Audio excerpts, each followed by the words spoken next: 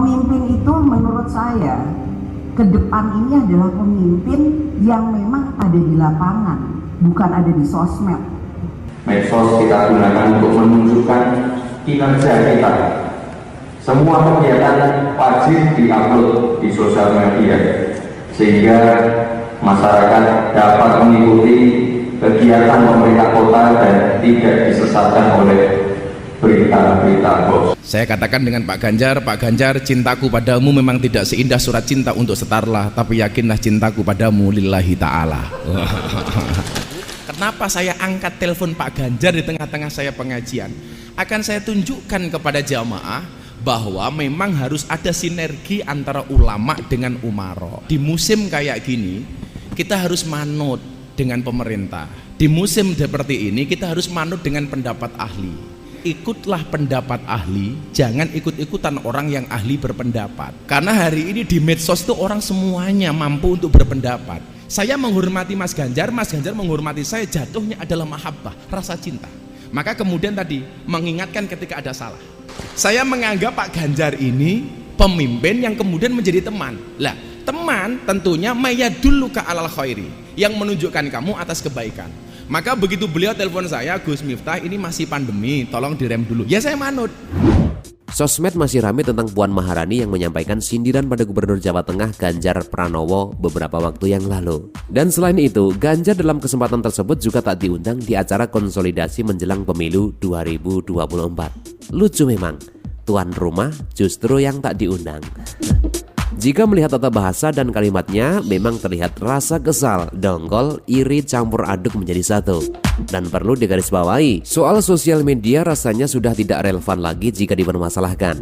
Orang bodoh pun juga paham kalau sekarang ini zaman digital. Soal di lapangan, itu kan hanya penegas alibi mencari pembenaran.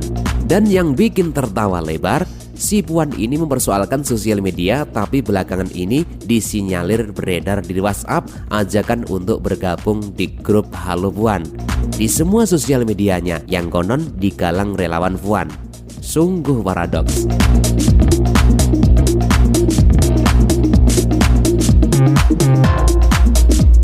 Itu adalah salah satu tanggapan Burhanuddin Muhtadi, peneliti senior Lembaga Survei Indonesia atau LSI.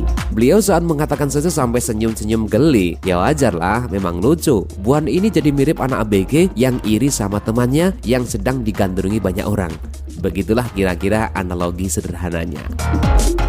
Soal sosial media ini sebetulnya kebacut jika sampai dipersoalkan, sebab sudah menjadi sebuah kebutuhan, terlebih di zaman sekarang. Kita pasti ingat pemilihan presiden di Amerika, bagaimana seorang Donald Trump begitu cerdik memanfaatkan isu atau tren untuk menggalang suara mengambang. Tinggal melihat algoritma media sosial. Dan masih banyak sekali contohnya. Dan rasanya seorang pemimpin daerah justru harus punya, agar setiap masalah yang terjadi cepat tertangani. Dan jika dilihat memang Ganjar Pranowo, baik di akun Instagram, Facebook, Twitter, dan YouTube memang benar-benar dimanfaatkan untuk interaksi secara positif. Nah, kemudian beberapa hari yang lalu, Mas Wali Kota Solo Gibran Rakabuming Raka, putra dari Presiden Joko Widodo, menanggapinya di depan awak media.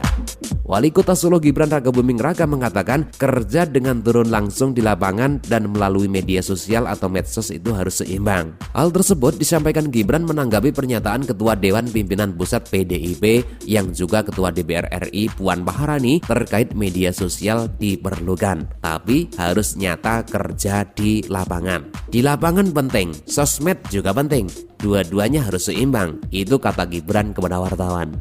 Gibran Rakabuming Raka sudah barang tentu sangat paham tentang media sosial, sebab usahanya juga dulu benar-benar memanfaatkannya. Maka tak salah justru dia menganjurkan pegawai di Pemkot Solo untuk tidak meninggalkan sosmed. Sebab itu salah satu cara untuk dekat dengan rakyat, berkaitan dengan pelayanan dan keluhan agar lekas ditangani.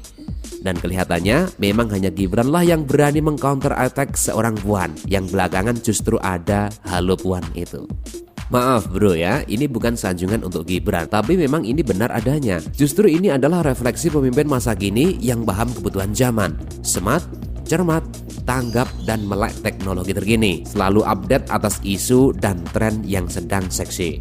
Bukan malah sebaliknya, mengkebiri orang-orang atau pemimpin yang kreatif dan inovatif hanya karena faktor iri, dengki, dan keki.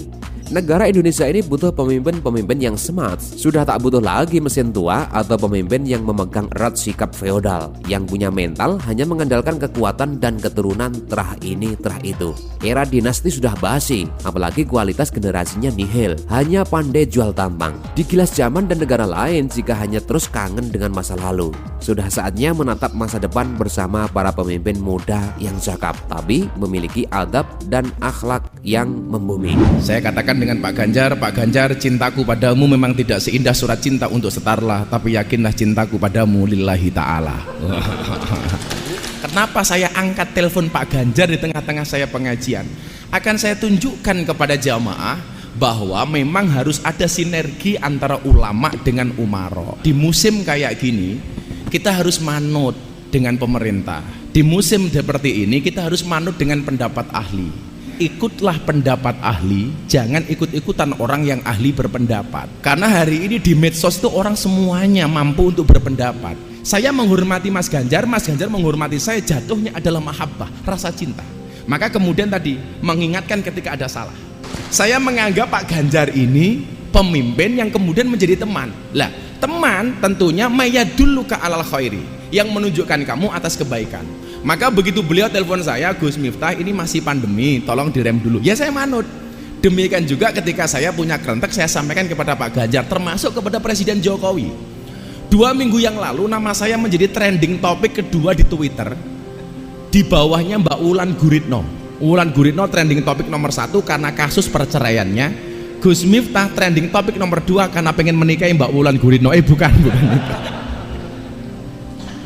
Saat itu kemudian saya trending nomor 2. Kenapa Pak Ganjar? Karena saat itu saya memberikan masukan kepada pemerintah, dalam hal ini Presiden Jokowi, terhadap perpres legalitas miras. Tapi tentunya kemudian kita sampaikan dengan cara yang baik. Karena model saya ini orangnya seneng guyon. Waktu itu saya bilang, Pak Presiden mohon ditinjau ulang. Kebetulan saat itu saya ditelepon sama Pak Kiai Said Agil Sirot. Saya mohon ditinjau ulang, minuman keras yang boleh dikonsumsi dan halal cuma 1 Pak Presiden, apa? Es batu. Walaupun kemudian tujuannya baik, maka ketika konferensi pers di PBNU bersama Kiai Said saya sampaikan, ini tujuan Presiden bagus untuk nambah devisa, tetapi dengan cara yang menurut kita kurang bagus. Maka saya sampaikan, kalau tujuanmu belum berhasil, rubah caranya, tapi jangan rubah tujuannya. Nah, jadi Gus Miftah sih gak ada larang gue loh Pak Imam. Maka posisi kita dengan pemerintah, ketika kemudian terjadi seperti ini jelas bahwa perintah atiullah wa atiur rasul wa ulil amri minkum. Perintah taat kepada pemerintah itu nomor 3. Setelah taat kepada Allah, kepada Rasul, baru kemudian kepada pemimpin. Artinya apa? Taat kita kepada pemimpin itu dilandasi karena ketaatan kita kepada Allah dan kepada Rasulnya. Maka begitu pemimpin-pemimpin ini ada salah, kewajiban kita adalah watawassaw bil haq watawassaw bis sabr. Maka kemarin rame-ramenya saya ditanya, bagaimana Gus memahamkan masyarakat terhadap posisi Habib? Apakah Habib itu harus kita taati semuanya? Apakah Habib itu semua perkataannya harus kita ikuti? Adik-adik yang anak-anak SMA tolong pahami kalimat saya. Bedakan Habib, bedakan antara sosok dan perilakunya. Antara sosok dan perilakunya. Sosoknya Habib, zuriyahnya Kanjeng Nabi, wajib untuk dihormati. Tetapi perilakunya tidak harus ditaati. Maka saya nggak mau ada istilah kriminalisasi Habib, nggak ada kriminalisasi ulama. Karena hukum itu yang dilihat bukan sosoknya, tetapi perilakunya. Kalau perilakunya salah, maka harus ada proses hukum. Sosoknya bisa siapa? Ya bisa Habib, bisa kiai, bisa pejabat. Maka kemudian bahasa kriminalisasi ulama ini justru mohon maaf, ini bahasa yang kurang tepat. Kriminalisasi ulama itu Pak Ganjar kalau ngundang kiai mulai nggak diamplopi, lah itu kriminalisasi. Itu melanggar KUHP pasal 378, penipuan.